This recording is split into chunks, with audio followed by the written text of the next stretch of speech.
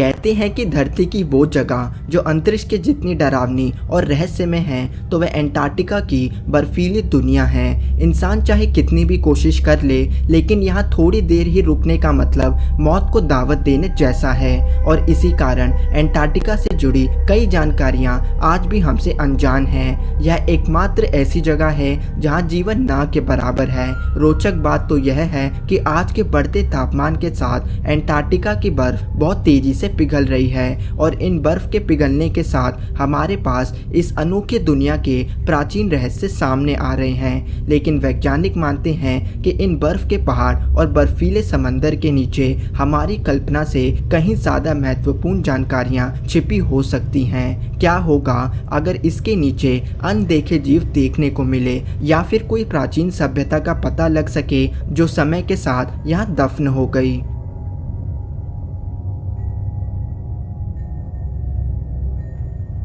हाल ही साल 2019 में ग्रीनलैंड में एक बड़ी ही रहस्यमय खोज सामने आई। जापानी वैज्ञानिकों ने पता लगाया कि दुनिया की दूसरी सबसे बड़ी आइस शीट के नीचे एक विशाल नदी छिपी हुई है।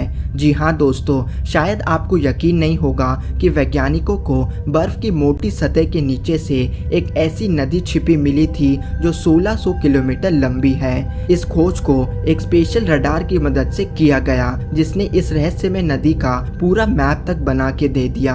यह रिवर बर्फ की सतह से 500 मीटर नीचे है, लेकिन यह नदी कितनी गहरी है इसकी जानकारी आज भी कोई नहीं जानता। बर्फ होने के कारण इस नदी के पानी तक सूरज की रोशनी नहीं पहुंच पाती, इसलिए वैज्ञानिकों ने इसका नाम द डार्क रिवर रख दिया। सबसे बड़ा सवाल तो यह है कि क्या इस पानी में जीवन मौजूद है और अगर है तो वहाँ किस प्रकार के जीव हमें देखने को मिलेंगे। यह बात पहले भी देखी जा चुकी है कि समंदर की असीम गहराई में रोशनी के ना होने के बावजूद भी वहां जीवन देखने को मिलता है। तो इस बात की संभावना तो है कि इसके नीचे हमें कुछ ऐसे जीव मिले जो इतने ठंडे तापमान में बिना रोशनी के और कम ऑक्सीजन में भी जिंदा रह सकते हों। इतना ही नहीं, अमेरिका ने अंटार्कटिका की नदी लेक वॉस्टॉक में एक बैक्टीरिया को खोज निकाला था। वे हैरान थे कि यह बैक्टीरिया आखिर इतने ठंडे तापमान में कैसे रह सकता था। हैरानी वाली बात तो यह थी कि इस बैक्टीरिया का जेनेटिक मटेरियल ठीक वैसा ही पाया जैसे समंदर की मछलियों में पाया जाता है। तो क्या यह नदी एक बड़े इकोसिस्टम को अपने अंदर बसाए हुए है? एक बार अमेरिकन आर्कियोलॉजिस्ट को 1100 फीट की गहराई से एक अननोन क्रिएचर की हड्डी मिली थी। वैज्ञानिकों को समझ नहीं आया कि अंटार्कटिका का यह जीव आखिर कौन सा जानवर था, बल्कि हड्डियों को ध्यान से पढ़ने के बाद भी इसका पता नहीं लगाया जा सका कि आखिर ये कौन सी प्रजाति थी। दूसरी भाषा में कहे तो उन्हें बर्फ की गहराई में एक ऐसा नया जानवर मिला था जो इंसानों से आज तक अनजान था।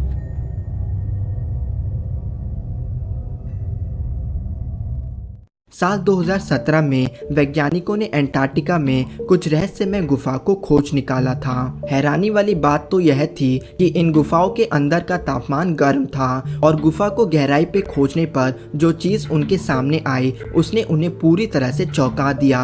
उन्होंने अंदर विशाल नदियां पाई और इन नदियों का तापमान ठीक एक नॉर्मल नदी के जैसा है। इसका मतलब है कि इस बात की संभावना अच्छी खासी है कि इस पानी की गहराई में हमें अनजान जीव देखने को मिल सकते हैं। रहस्यमय बात तो यह है कि इन गुफाओं को अब तक आधा भी नहीं खोजा गया। नदी के कारण वैज्ञानिक आगे की यात्रा नहीं कर सकते। इस बात का पता लगाना बहुत कठिन है कि ये गुफाएं और नदियां आखिर कितनी गहरी हैं।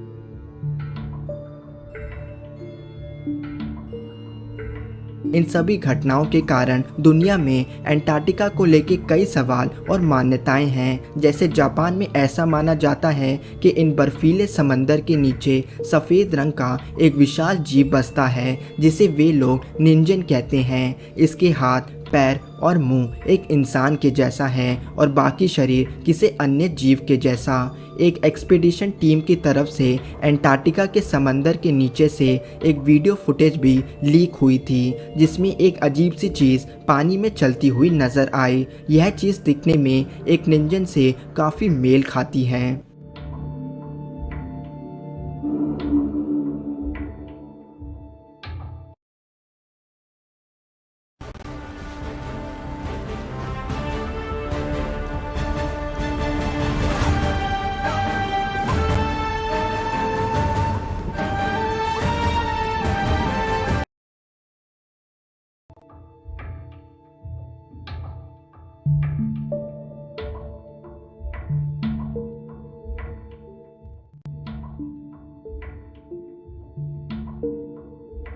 शायद आपको नहीं पता हो, लेकिन करोड़ों साल पहले धरती के सारे कॉन्टिनेंट्स एक सुपर कॉन्टिनेंट का हिस्सा था जिसे पैंजिया कहा जाता है, यानी कि अंटार्कटिका उस समय हरा भरा जंगल हुआ करता था। साल 1912 में पहली बार इस बात के सबूत मिले थे। वैज्ञानिकों की टीम ने बर्फ की गहराई में फॉसिलाइज्ड पेड़ों को खोज निकाला था, जिसकी कार्बन डेटिंग से जब एज निकाली गई तो वे 10 करोड़ साल पहले का पेड़ था। एक समय ऐसा हुआ करता था जब इन बर्फ की चादर की जगह हरे भरे पेड़ हुआ करते थे और इन जंगलों में डायनासोर भी रहा करते थे। साल 1986 में 7 करोड़ साल पुराना एक डायनासोर का फॉसिल पाया गया था। बड़ी बात तो यह थी कि यह डायनासोर की एकदम नई प्रजाति थी जो इतने सालों से इंसानों से छिप के बर्फ के अंदर गड़ा था। ऐसा माना जाता है कि अंटार्कटिका की जमीन के नीचे आज भी कई अनदेखे डायनासोर छिपे हैं। क्या पता हमें और कितने नए प्रकार के डायनासोर वहां देखने को मिले। सिर्फ डायनासोर ही नहीं बल्कि ऐसे कई जानवर थे जो एशिया अमेरिका से माइग्रेट कर अंटार्कटिका के जंगलों में चले गए थे, लेकिन इन कॉन्टिनेंट्स के अलग होने के बाद अंटार्कटिका पूरी तरह से बर्फ से ढक गया और इनकी बॉडी उसी बर्फ की गहराई में दफन हो गई।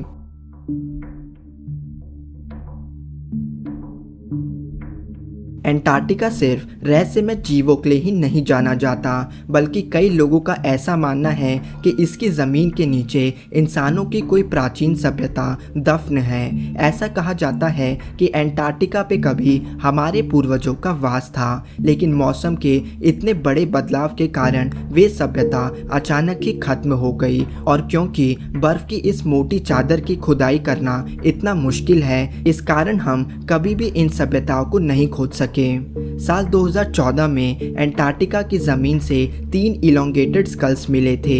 ऐसा पहली बार हुआ था जब अंटार्कटिका से इंसानों की हड्डियां पाई गई थी। हैरानी वाली बात थी कि सिर को खींचने की यह प्रथा हमें एंशिएंट इजिप्ट में देखने को मिलती है। उस समय इजिप्ट में इंसानों के सिर को अजीब तरीकों का इस्तेमाल करके खींच दिया जाता था। तो आखिर एंशिएंट इजिप्ट सिविलाइजेशन अंटार्कटिका की गहराई में कहां से आई? क्या कभी अंटार्कटिका पे कोई ऐसी सभ्यता हुआ करती थी जो इजिप्ट से कहीं ना कहीं जुड़ी थी? बहुत से लोग तो यह भी कहते हैं कि famous under water city Atlantis Antarctica की बर्फीले समंदर में छिपे हो सकती है। धन्यवाद दोस्तों। अगर वीडियो पसंद आई हो तो हमें लाइक करें और हमारा